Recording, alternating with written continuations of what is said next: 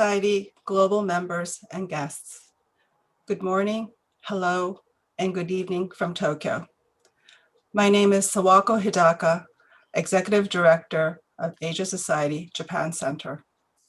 Welcome to the Fukushima disaster 10 years on, Lessons to Never Forget.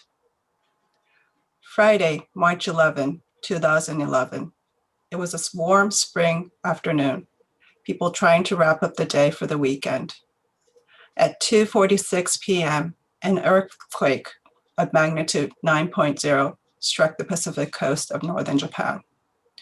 This March 11 marks the 10-year anniversary of the devastating natural disaster which led to the explosion and meltdown at Fukushima Daiichi nuclear power plant. It was one of the gravest crises in Japan's post-World War II history. What does Fukushima disaster mean to you? And how did the last 10 years pass? I still remember the shake on the 47th floor of my office and having that strange sensation in my body for months. For those near the epicenter, it is something you will never forget. For our shared futures is a lesson we would never forget. Today, we invite Yoichi Funabashi, chairman of Asia Pacific Initiative, and his team of experts, where they reviewed and examined what transpired 10 years on after their first independent report. Today, we'll hear about their findings, lessons learned, preparedness or lack of, but we will hear things that worked, like the Operation Tomodachi, which US-Japan relationship worked at its best. To introduce the speakers, Yoichi Funabashi was editor-in-chief of Asahi Shimbun and is an award-winning journalist, columnist, and author. As co-founder and chairman of Rebuild Japan Initiative Foundation, he oversaw the Independent Investigation Commission on the Fukushima Daiichi nuclear accident. The resulting report was ranked in the top 24 think tank policy reports in the 2012 Global Go-To Think Tank ranking. His team of experts is also with us. Professor Kazuto Suzuki is with University of Tokyo Graduate School of Public Policy. He is a lead in the Fukushima 10-year project. From 2013 to 15, he was part of the panel of experts for the Iranian Sanction Committee under the UN Security Councils. His research focuses on the intersection of science, technology, and international relations. Akihisa Shiozaki is a partner at Nagashima Ono and Tsunematsu. He's widely recognized for his expertise in the field of regulatory compliance and crisis management. He previously served as a senior policy advisor at the Prime Minister's office and is the co-head investigator of the Independent Investigation Commission on the Japanese government's response to COVID-19. And today's program is moderated by Daniel Russel, Vice President for International Security and Diplomacy at the Asia Society Policy Institute. He has an illustrious career as a U.S. Department of State diplomat, where he most recently served as Assistant Secretary of State. He also served at the White House as Special Assistant to the President and National Security Council Senior Director during the Obama administration. During the Tohoku crisis, he was an NSC official responsible for briefing President Obama, coordinating with Ambassador Roos and the Japanese government, which resulted in responses as Operation Tomodachi. He accompanied the then Vice President Biden to Japan after the crisis to visit survivors in the Sendai area. Lastly, some housekeeping. For questions, please write in the chat box and the moderator will address them. With that, over to you, Danny. Hey, thank you so much, Sawako, and welcome everybody. It's really a pleasure to join Yoichi Funabashi, who is my valued friend and a respected partner of longstanding. I'm also really glad to have with us today two really distinguished experts, both Suzuki Sensei and Shiozaki Sensei as well. I want to congratulate API on this project. You've really done us all a great service by digging down on some of the structural shortcomings in crisis management that were revealed by the Fukushima disaster and handling, which you've characterized as a management crisis, rightly so. And look, this is just so timely, not only because of the 10-year anniversary, but because both of our countries in the world are battling another dangerous, invisible enemy. This time it isn't radiation, it's a virus. So your insights help us to deal a lot more effectively with COVID-19, even now, in addition to better preparing us for the inevitable future crises. But before we get into the issues, I think we should take a moment to solemnly reflect on the truly awful destruction and the horrendous loss of life from the 3/11 triple disaster in 2011, and also from the horrific suffering and loss of life caused by the global pandemic that is far from over.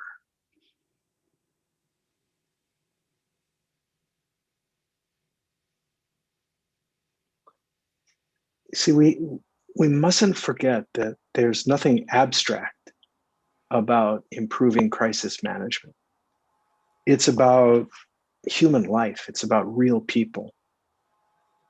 So I'm going to start by asking you, Funabashi-san, to make your presentation.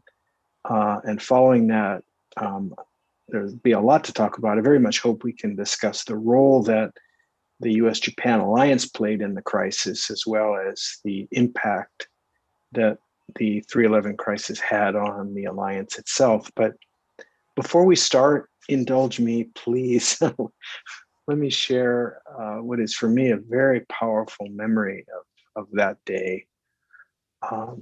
It was a call from the White House Situation Room that woke me up in the middle of the night. I was an NSC officer. That's not unusual. And the duty officer who called told me that there had been an earthquake in Japan. Okay, that's not at all unusual. So I was going to thank him and go back to sleep, but I thought maybe I misheard something. And so I asked the duty officer to repeat what he had told me. And he said that the earthquake registered 8.9 on the Richter scale. And I'd lived in Japan. I'd lived through a 7.2 earthquake. And so suddenly I was wide awake. I told him to keep alerting up the chain of command to the National Security Advisor. And I quickly threw on my clothes and drove into the White House compound. Later that morning, I was called into the Oval Office with Jeff Bader, with Richard Reed, I think with Dennis McDonough, to brief President Obama.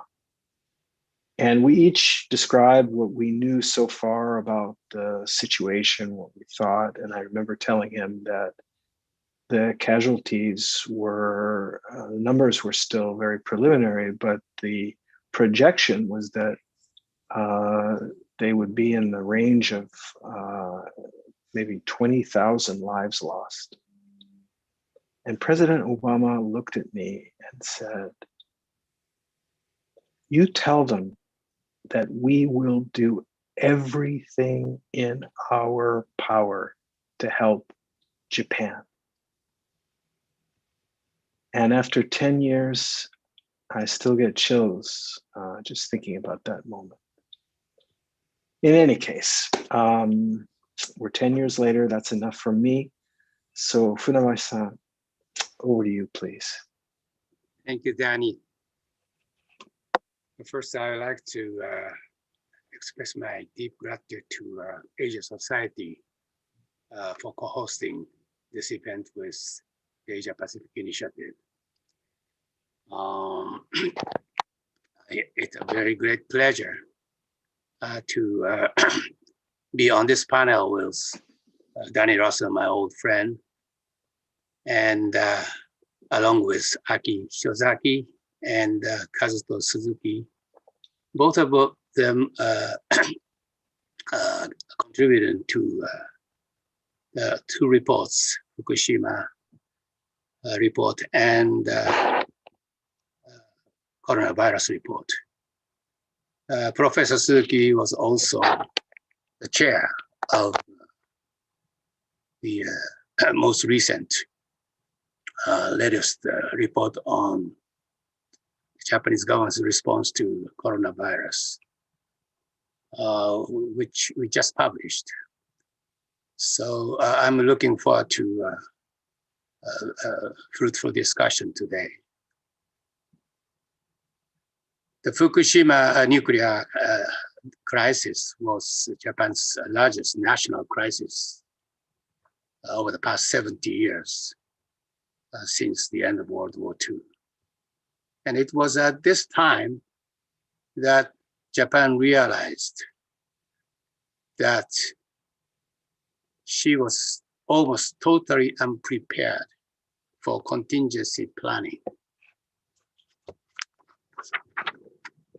How could we have allowed this to happen? In fact, the essence of that accident was a myth of nuclear safety, promoted by the nuclear power village. They believed that making changes to better the safety of nuclear plants would be an admission that prior precautions and regulations were insufficient.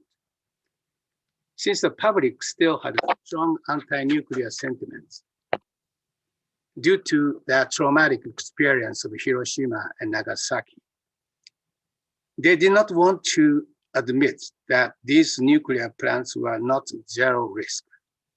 Accordingly, nuclear regulatory authorities did not include a severe nuclear accident such as SBO, station blackout, in contingency planning, simply because that would cause unnecessary anxiety and misunderstanding among the public. SBO must not happen, therefore it will be treated as unanticipated, the ultimate form of risk denial. Instead, they placed their highest priority on small assurances at the expense of the security of the people of Japan. This was a groupthink that developed among the nuclear village. They found themselves caught in their own trap, hence the myth of absolute safety. 10 years on, we see a new type of nuclear safety myth. Regulators demand that world's most strict safety standards from operators. They want to demonstrate that they are much more independent, more transparent, as they feel compelled to differentiate themselves from the old regulatory regime, which were criticized for its coziness with the electric companies and nuclear energy promoters, as well as conducting opaque deliberations behind the scenes. As a result, the regulators are now aloof and not engaging. They seem to want to convince the public that the new regulation is much more stringent and the newly authorized nuclear plants are completely safe, zero risk. Once again, the myth of absolute safety. On March 15th, around 5:30 a.m., Prime Minister Khan stormed into the headquarters of TEPCO and asked that employees to put their lives on the line. That was the most fateful day in the Fukushima crisis when after 7 a.m., the suppression chamber of the Unit 2 containment vessel cracked, and the superintendent of Daiichi, Masao Yoshida, ordered all but several dozens of employees to evacuate from the plant immediately. The remaining engineers and workers came to be known as the Fukushima 50. However brave they were, it was tragically minuscule and helpless number to fight against this kind of terrible adversity. The government of Japan simply did not have an enforcement force tasked to deal with that worst case scenario of nuclear accidents. As the crisis deepened, the Prime Minister's office increasingly looked to the self-defense forces as the last bastion. Emperor Akihito lauded the SDF for their dedication in the emperor's remarks on March 16. The SDF were mobilized to go to the Fukushima plant to inject water into the spent fuel pools. 3/11 perpetually changed the perception and acceptance of the SDF among the public, who have long harbored suspicions and even animosity toward the military in post-war period. Much thanks to the bitter memories of the military's rule of Japan's pre-war days.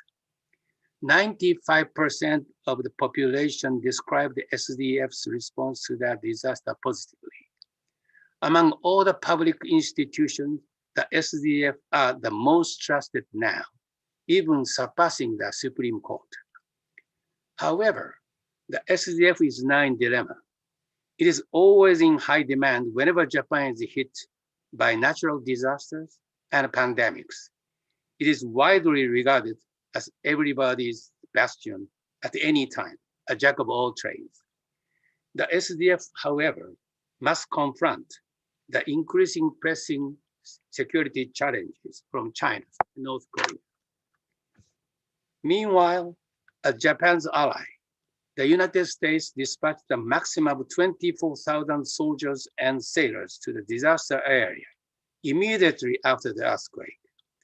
The US was not under treaty obligation to help Japan because that was not a military situation. It was a natural disaster. Nonetheless, President Obama immediately decided to side with Japan at the most critical juncture and ordered the military to help. That has become famous as the Tomodachi operation. In response to this, the Japanese public developed a strong appreciation for Barack Obama. Obama is by far the most popular president of the United States since World War II. According to NHK opinion poll from February last year, Obama had 54% popularity rating, with the next runner-up being JFK at 17%. Obama's visit to Hiroshima and the Tomodachi operation certainly contribute to that perception. The US also sent more than 24 of specialists from the Nuclear Regulatory Commission to Japan to provide support for their Japanese counterparts, headed by Dr. Charles Caston, a highly effective crisis manager of nuclear contingencies. On March 22, US government officials, together with the Japanese government officials, set up a joint coordination headquarters. As the crisis unfolded, over 60% of the foreigners living in Kanto, which includes Tokyo and 7 prefectures, evacuated either abroad or to elsewhere in Japan, and embassies discontinued their functions. John Roos, US ambassador at that time, decided to stay, even under tremendous pressure from the staff, particularly their family members, to evacuate from Tokyo. However, Japan also was aware that during a nuclear crisis, if uncontrolled, the US military in Japan, particularly the Navy, would be forced to leave. If that were the case, it would do irreparable damage to the US-Japan alliance. On the other hand, the US became concerned about Japan's ability to cope with the crisis and whether the SDF had the determination to do a heroic act, as Kurt Campbell, then the Assistant Secretary of State, strongly urged Ambassador Fujisaki. Japan learned a very heavy lesson from the crisis, that it is very vulnerable in terms of crisis management and crisis management governance. And that vulnerability would be detrimental to maintaining the US-Japan alliance. This awareness has been heightened and sensitized by Japan, being more exposed to China's aggressiveness and its testing of Japan's resolve on the Senkaku Islands.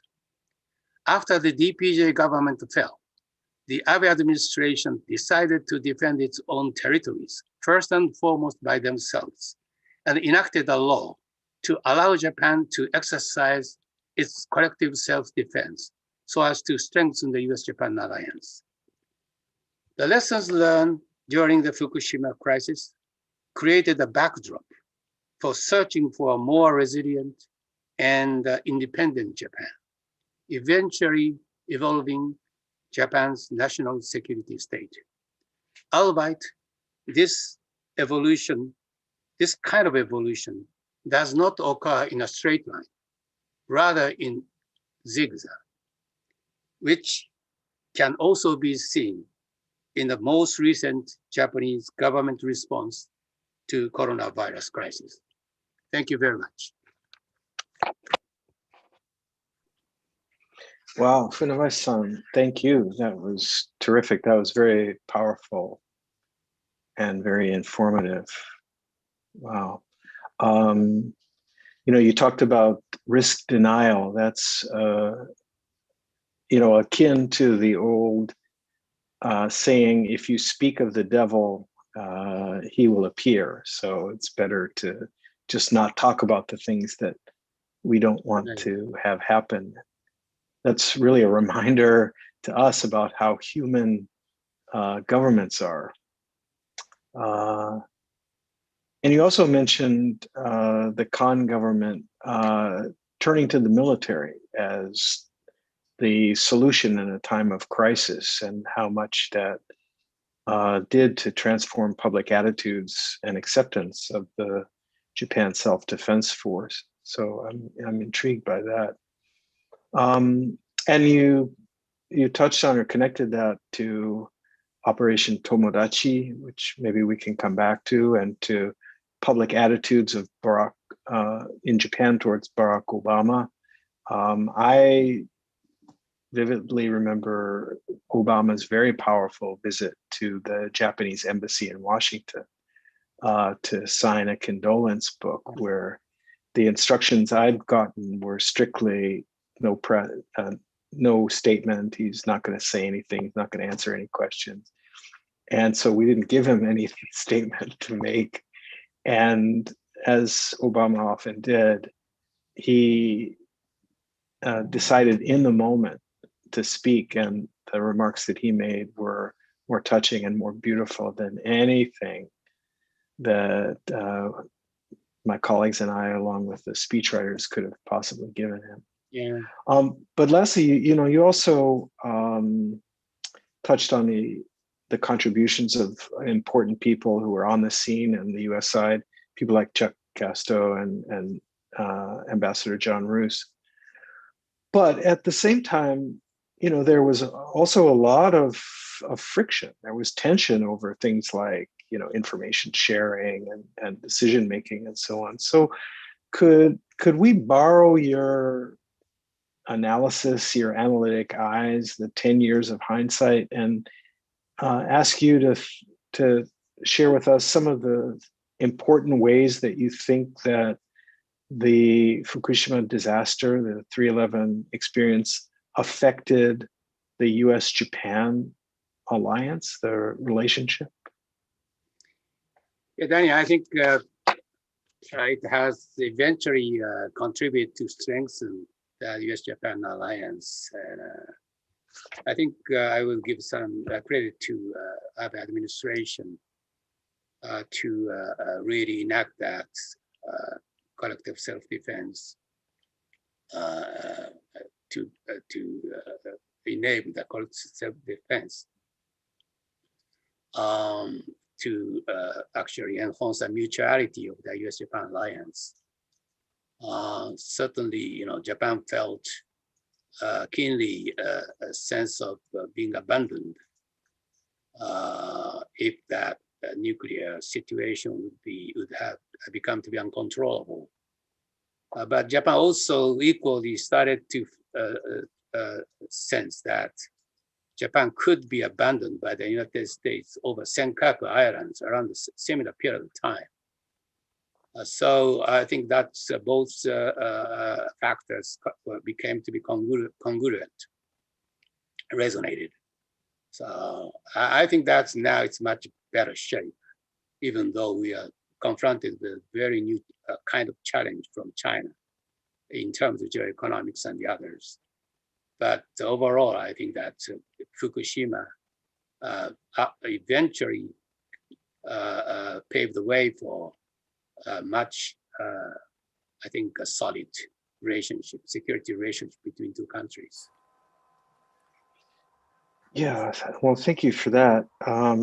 First of all, I'd never really made the connection between the 3/11 experience and the push towards collective self-defense and greater empowerment of Japan's self-defense force. So thank you for that insight.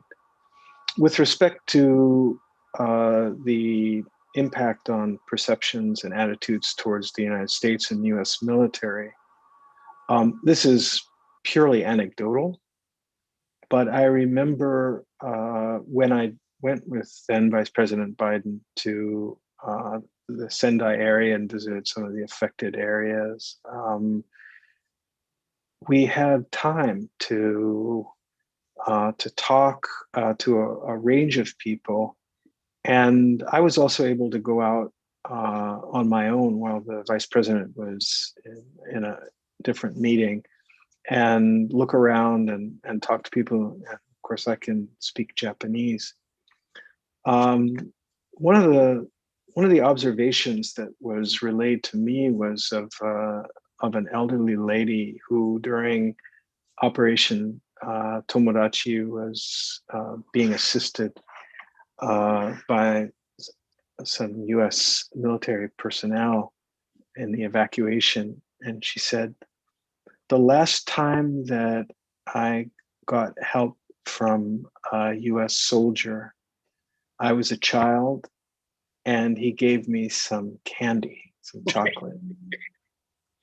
And it struck me, and it stayed with me. I'd be interested in your view, but it struck me that this proved to be a reminder to many Japanese that the US-Japan alliance was not strictly a one-way street. It wasn't simply that Japan had to allow the presence of untold US military on bases on its soil, that it had to suffer the indignity of airplanes and helicopters and risk of attack by North Korea and so on. That in fact, the US military wasn't a conqueror, but actually a friend and a partner. Does that track with what you analyze in the situation? Yeah, I think she must be my age. How to be able to remember the GIs offering us candies and chocolates. My goodness. Yeah, I think that as Yoshida Shigeru once remarked, that Japan was determined to be a good loser, and I think at the same time the United States became to be really a good winner. I think that combination put behind that the vicious cycle of revenge between the victor and the vanquished. That has been the historical pattern over the more than 1,000 years. So I think that was in a way a miracle. But at the same time, we were confronted with that, the enormity of the challenge, security challenges from that communist world, Soviet Union, and to a lesser extent China at that time. So that also was a strong glue. That glue actually became to dry up after the Cold War ended. So we went through some difficult times to adjust ourselves to a new situation. But I think that over the past 5-6 years, perhaps perhaps more than that, 10 years, particularly since the Tomodachi operation, I think that both countries have finally started to find a new path to cement that relationship once again in order to adjust ourselves to meet that security challenges from various corners. Well said. Well, Funabashi-san, I'd very much like to, of course, bring Professor Suzuki and Shiozaki-san into the conversation. One of the things that I'd love to dig down on is crisis communications. I worked closely with the then head of the CDC, Tom Frieden, who, by the way, was a major voice in our US government internal deliberations during the crisis, where we had some pretty serious internal differences of opinion about the level of response and the welfare of American citizens. But Tom used to say that his organization, the CDC, 3 rules of communication were: be first, be right, and be credible. That always struck me as pretty good rules when it comes to communication. What did you all at API in analyzing the 311 experience, what sorts of conclusions did you come to about crisis communication? Perhaps I go first. I think our understanding was that the Japanese government was not first and not exactly right, and very well loosely credible. So that's the I think the verdict of the 311 situation. One of the problem is the lack of reporting system, because there are a staff of the Nuclear Safety Agency, which are supposed to provide information from the site to the Prime Minister's office.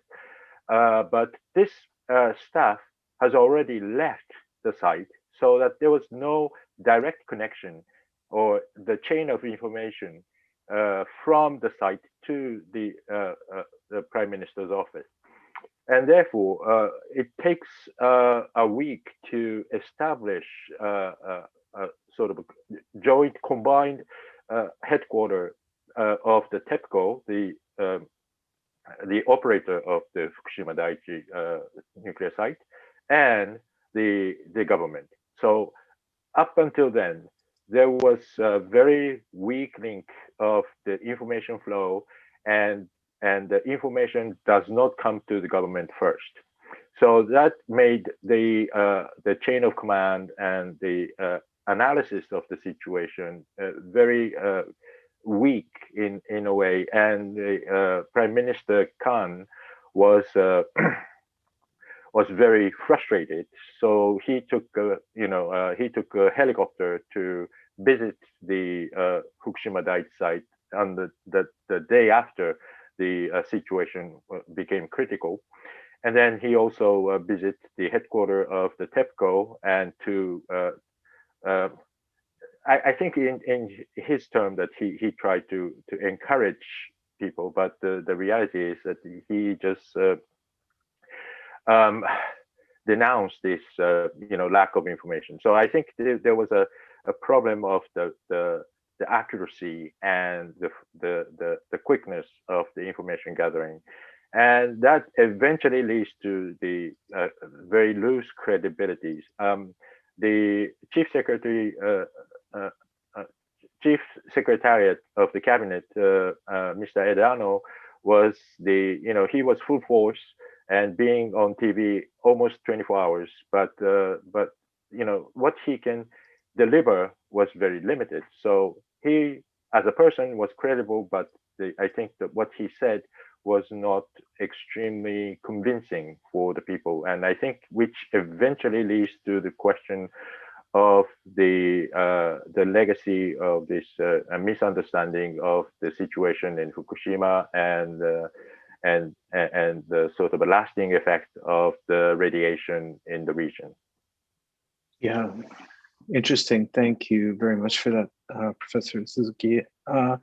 I'm sympathetic to the tremendous difficulty that the Japanese government had in obtaining accurate information, since the magnitude and the nature of the catastrophe meant that there were so many things that were simply unknowable. What was going on inside of the reactors? What were the conditions? I remember there was a tremendous push to find sort of mechanical means to gain data.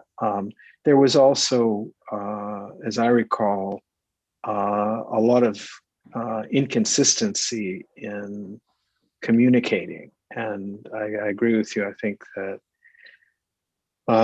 it becomes a huge challenge to communicate, to get out there with information quickly, but also to make sure that you've gotten your facts straight, that you don't play around with the truth, and that if you say something that turns out to be wrong, admit that and correct it very quickly. It was interesting, and perhaps you in your research looked at the many different conduits of information. I mean, we've talked about Chuck Castro, but actually in Washington, we had Greg Jasko, and in my world, by far the most important voice, certainly the scientific voice, was John Holdren, the president's science advisor, himself a renowned physicist. And each of them had very strong academic and professional technical relationships with Japanese counterparts between the NRC and just scientifically. And quite apart from government channels, in many respects in the early stages, that kind of communications channel proved to be pretty reassuring and pretty constructive. Did you see other aspects to the communication, not just with the public, but with the United States, that you thought were important? I mean, yes, there are a number of channels which are very useful. I think one of the very lively channel was the communication between the self-defense force and the US bases stationed in Japan. And I also think that there are very close contacts. Perhaps this is Dr. Funabashi is more well, he's an expert on this, but there are link between the government and the embassy, and the Charles Castro was in the embassy, and he was the sort of a linchpin on the issues with regard to the nuclear accident, and I think he was, if it wasn't him in the embassy, then I think it was extremely difficult to have the sort of accurate understanding of the what's going on, and I think it was he played a very important role. But I think the communication between forces was very important, and I think it worked, and I think it was based on the trust between these forces, which have developed in the last decades and I think these channels has been the most precious one. Right. Well, I very much agree.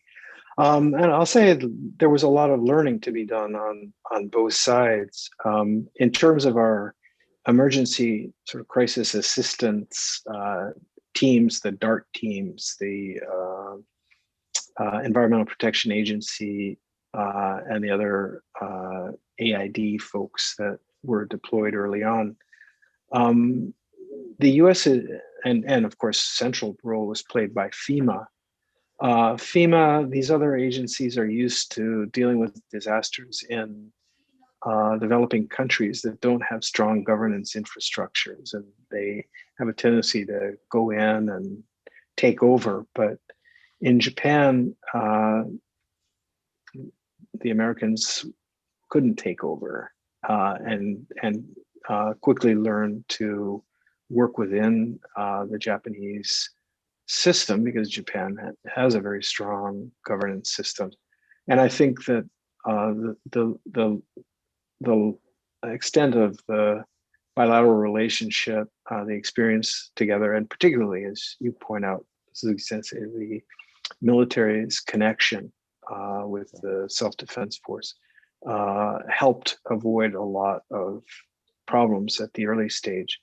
But I'd also like to bring Shiozaki-san into the discussion, and maybe we could build out the connection between 311 and COVID-19 management. Some of the parallels.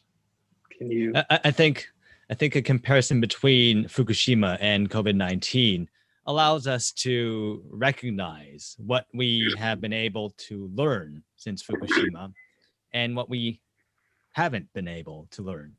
In terms of the communications, I think we see a common challenge between Fukushima and COVID in terms of information disclosure. I think it goes to the first bucket of your three principles. The quick disclosure has been a constant challenge. During Fukushima, the government was slow to disclose the simulation results of a system that the government had developed, which predicts the spread of radiation. It was called SPEEDY. But the SPEEDY results were not disclosed for about 2 weeks since the happening of the accident. And when the public later learned that those results were earlier shared with the US military before being shared with the public, they went furious. So this was a big dent on the government's credibility in terms of information sharing. But the reason why the public officials were reluctant to share this was because they thought it could cause a panic. Now, 10 years later, in COVID-19, we see a similar pattern where MHLW officials admit that they were reluctant to admit last March that non-symptomatic patients could still transfer the COVID disease. Japan was under a structural challenge of a very short capacity of testing. And if the government admitted that transmission could have happened from non-symptomatic patients, the government feared that the public would panic. So this is probably not a challenge only for the Japanese government, but every government fighting a national degree crisis has the tendency to fall into this pitfall of fearing of a public panic and being reluctant to disclose information. However, there are developments that we can also point to since Fukushima. For example, risk communication in the narrower sense of allowing risk to be communicated in an understandable way to the public.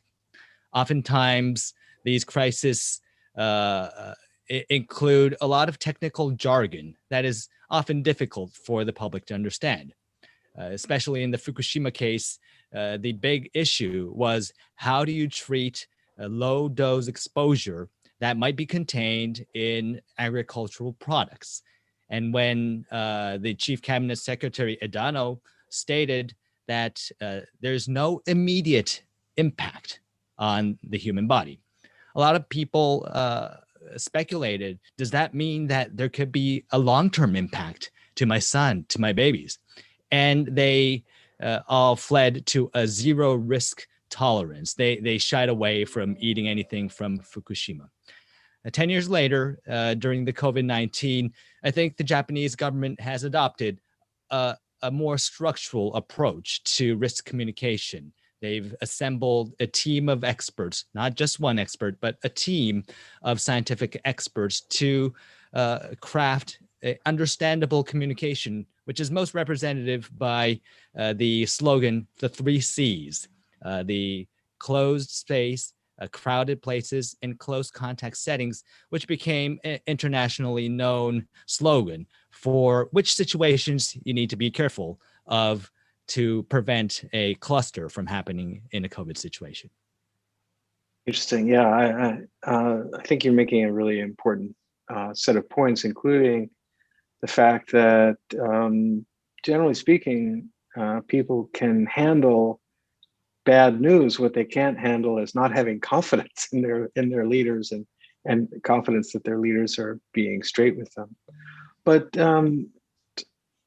maybe this is too political a question for Mr. Shiozaki.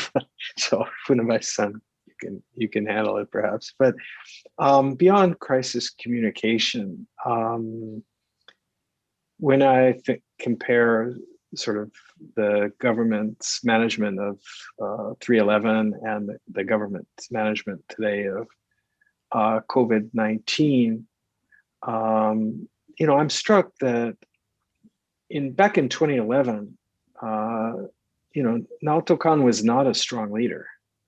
The DPJ government was only 2 years old. It was quite inexperienced. It was still feeling its way along and making a lot of mistakes. But in 2020, with the advent of COVID, Diamond Princess, and thereafter, the Abe government didn't have any of those kinds of disadvantages. Am I right, though, in thinking that people as experienced as Prime Minister Abe and Prime Minister Suga have struggled to lead and to direct a very effective COVID response? I mean, the United States, by the way, is no one to talk. But neighbors like Taiwan, for example, have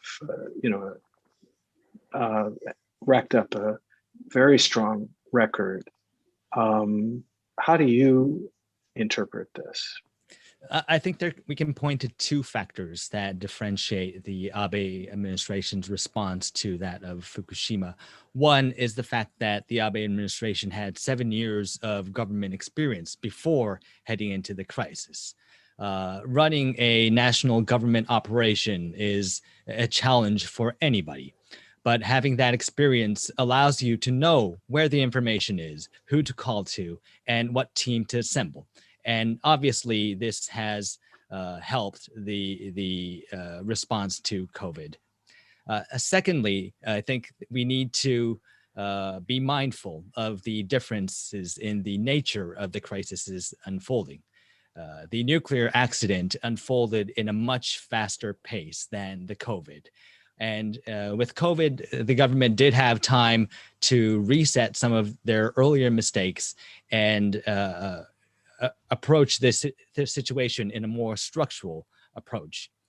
In Fukushima, it was a much faster event, a few days. And our studies show that there was a lot of dependency on personal character and leadership, which made showed us a lot of vulnerability in the crisis response.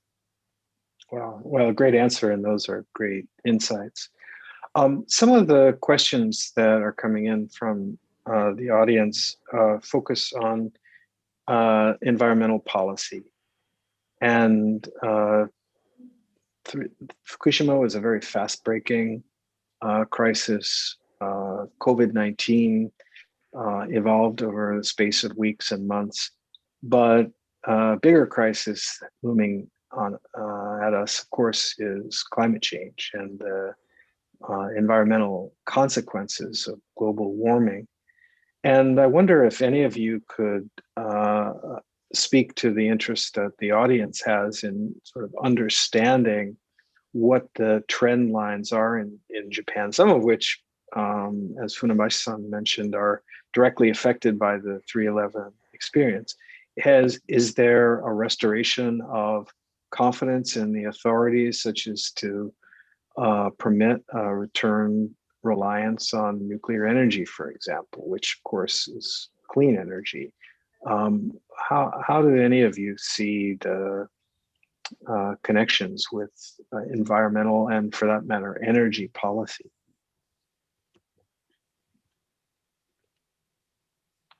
Funabashi-san, you can decide who answers. Okay.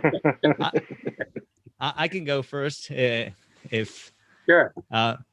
So I think Fukushima is a lesson not only about nuclear energy, but it's more of a story of how it is difficult for us to prepare for major crises, even if we know that they might be coming soon. I think we have a tendency to want to neglect the worst case scenario or bad scenarios looming, because as Funabashi-san and Suzuki-san mentioned, imagining the worst case scenario brings a lot of inconvenient truths. People will be held responsible. We may not have the resources to shift policy. We may find ourselves in a place with no resolution. It might cause panic. So those are, I think, common challenges that both in the US and Japan face in terms of addressing some of these low probability maybe or future risks that we contemplate often. I think though, and I think Japan has struggled in that sense of recognizing the threats of global warming. However, Prime Minister Suga recently has announced a dramatic shift into addressing the issues. And Japan has made its determination to shift, to commit to zero carbon policy. So we probably could have done this earlier, but a lot of us are relieved to see that even a little bit late, the government has been able to make that decision to move in the right direction. Interesting. And just to follow up about the confidence on the nuclear policy, I think the issue with regard to the confidence from the public on the nuclear management, the confidence has not re-established yet. But the government is trying to provide the sort of a similar framework of the confidence building system, which is to provide the very sort of a tougher regulation which secures the security of the site, so that the people may understand and feel confident that the nuclear sites are safe. But eventually, this mode of thinking has not changed that much from before and after the Fukushima accident. So this has been the sort of a reproduction of the myth of safety, and people are being believed that the accident will never happen, but that will be the sort of a not looking at the real threat or possible accident which may happen outside of our thinking. So I think this is a question of the speaking of the devil, and the people tend not to speak of the devil. That's true.